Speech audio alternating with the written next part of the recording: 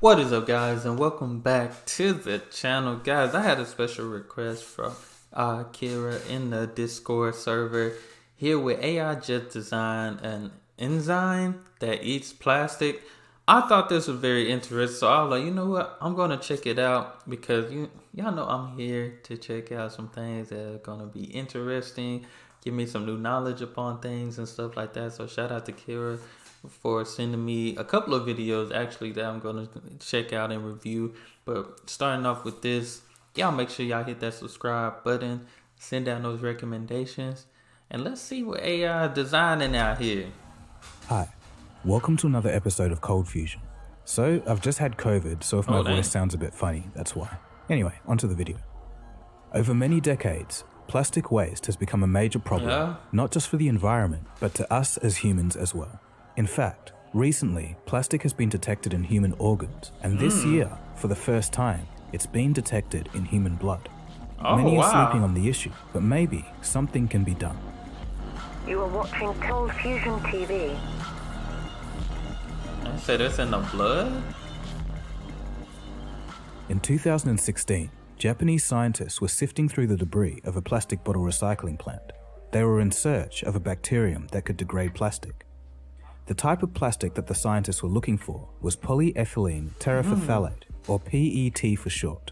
This type of plastic accounts for 12% of all global solid waste. If you've ever used a water bottle, that's PET. It's found in a lot of other modern products, including clothing and packaging. Estimates say about 50 million tons are produced every year globally. By 2025, this could be 100 million tons. Dang. As the demand for the material grows, so does the mountain of plastic waste in landfills, as PET-based products are notoriously difficult to recycle. The goal of the Japanese scientists' trash hunt was to find a bacterium that could use PET as its energy source.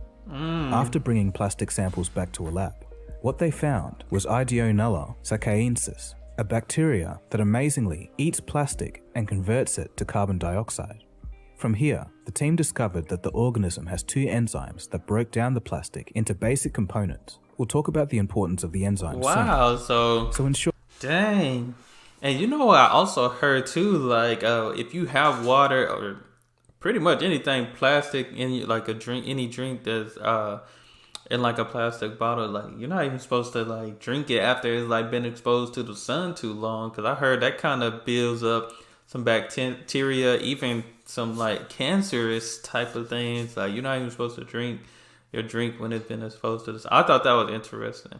And this is something I heard. I haven't confirmed it, but I've heard it. This is what I've heard, you know. So I always be cautious with, especially when it comes to plastic, because sometimes people don't realize like different plastic things get on our foods and stuff. So that makes sense if it's in our body, in our blood type thing, because we package, especially here in the US, we package a lot of food in plastic, styrofoam type containers all the time, you know. But people are going, I have noticed, like, we ordered food just yesterday, and the straw wasn't even plastic. It was, I don't even know what it was, to be honest. So it's changing a lot. Sure, the bacteria completely digested the plastic and used it to power its cells. What's left is carbon dioxide and the monomers, usually ethyl glycol and terephthalic acid. These components can make new plastic. Plastics like PET are made from little chemicals joined in a chain. The enzyme unlinks that chain, and then you get a bunch of components. You can then use these components and recycle them into another chain. So basically, this enzyme could be used in the recycling process without any extra energy input. Well, you might be thinking, that's great, why haven't we used this everywhere? Well, there's one problem. In the real world, the bacteria and even the isolated enzymes weren't very practical. It did the job, but it was very fussy about it. If the temperature was too low or too high, or the pH wasn't just right, it wouldn't work effectively. There had to be a way to improve this. Knowing that an enzyme consists of amino acids linked together to form proteins, if these amino acids could be tweaked, perhaps the enzyme would perform better. But how could this be done? Enter AI. Machine and nature. In May of 2022, A team from the University of Texas at Austin in the United States used a neural network to engineer and improve the performance and stability of the plastic-destroying enzyme. A machine learning algorithm was in charge of modifying the amino acids in the enzyme. The neural network, called Mute Compute, studied a diverse range of 19,000 proteins of a similar size. It was to learn the patterns of what makes a protein stable. According to Hal Alper, who was the principal... So it's a protein in the plastic? This is interesting. ...investigator of the study, amino acids that fit well within the protein are the key to stability. An amino acid that isn't a good fit may be a source of instability. When this happens, the performance of the enzyme falls off. When the algorithm saw that an amino acid might not fit well, it suggested a different amino acid in its place. For each of the 290 amino acids, the program checks to see if it fits well within its immediate structural environment compared to other proteins within its knowledge base. This means that it can balance the evolutionary trade-off between activity and stability, which now when I think about it is insane. We're observing nature and then hacking it to do our bidding. Out of the millions and millions of combinations, the AI suggested 3 amino acid substitutions. The team decided to go with the AI's design. The result was, quote, highly active, especially at lower temperatures, compared to anything else that's out there. The AI-designed enzyme broke down an entire plastic tray within 48 hours. It breaks down plastic at over twice the speed and at lower temperatures compared to the next best engineered enzyme. Oh my gosh. They demonstrated that untreated consumer PET plastics could almost completely be degraded in 1 week. They tested 51 different products, including whole plastic containers and bottles. So, it's talking about how it's breaking down, then showing us, I guess basically the new plastic that these bottles are in. I feel like that's always interesting. This is definitely interesting. I wish I had something to show and look at it too.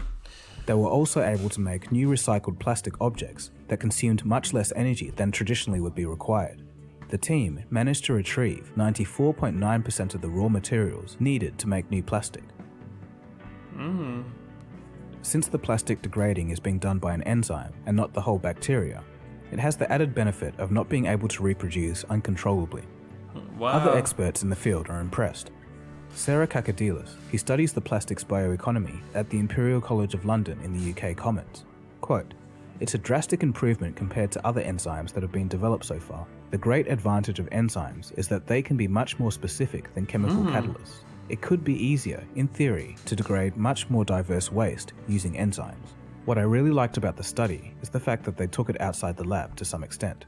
She's referring to trying the enzyme on real plastic products bought at a local supermarket instead of a lab. Baiyan Wu from the Chinese Academy of Science states, quote, this study proved the machine learning method is useful in enzyme engineering. He goes on to state that the AI managed to uncover certain modifications that were ignored by other methods. The Texas team is continuing to investigate the practical aspects of enzyme recycling, as well as expanding the range of materials. So what are some drawbacks? It should be noted that the enzyme's optimal working temperature is 50 degrees Celsius, which is too high to work in ambient conditions. But perhaps, with better neural networks, we could take this optimal operating temperature down to ambient room temperature. That is so unique to me, but I love the fact and that you can really recycle pretty much almost anything nowadays, but just recycle plastic. And I remember I worked at a school and I always sat on this bench when the kids would go outside and just happened to look, and it was a 100% recycled bench that was made from plastic, recycled plastic. Like it's just very interesting of different things you can make. The plastic bottles and stuff like that, they are getting strong. They're definitely not decomposing as fast as like they used to type thing. I noticed that, but this is always interesting stuff.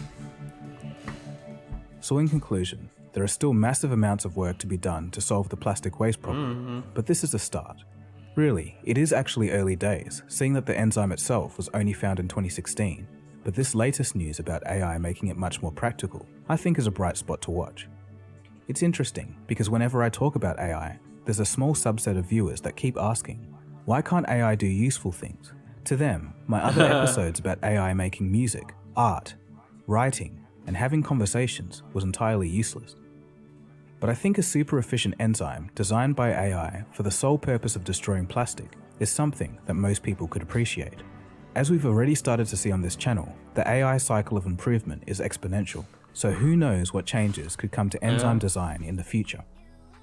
So what do you guys think? Feel free to discuss here or on the Cold Fusion Discord. If you think more people should know about this, feel free to pass this episode along.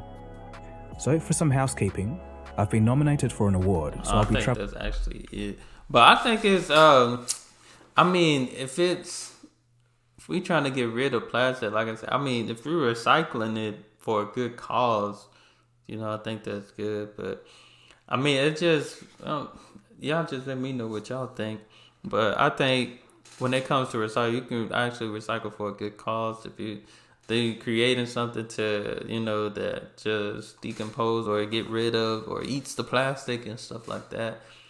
And we know how much plastic is being wasted everywhere around the world type thing. Like I mentioned earlier, like some people don't even give out straws no more, you know, due to the plastic. It's crazy. They don't give out plastic straws, but they give you a plastic cup. That's what I said I don't understand type thing. Matter of fact, I think Starbucks, they like you still have an option to get a straw, but they like got the sippy cut type top on the cup and stuff. And it's still plastic. So, but like I said, I appreciate Kira for sending me this video. Definitely always interesting stuff to me because, as I mentioned, or if I haven't mentioned, when I first started in college, I was actually majoring in engineering. So I was able to design a couple of things and do different things that were very, very cool, you know, using like AutoCAD and Designer and all those different things. So designing things on the computer and then, you know, design it out, doing the I don't even know what word I'm looking for, but you design it on the computer, then we can make the product on another machine outside from the computer and stuff like that. But guys, definitely enjoyed this. Y'all hit that subscribe button, send down those recommendations. That's all I have. Y'all be blessed, be the best, and be you. I'm out.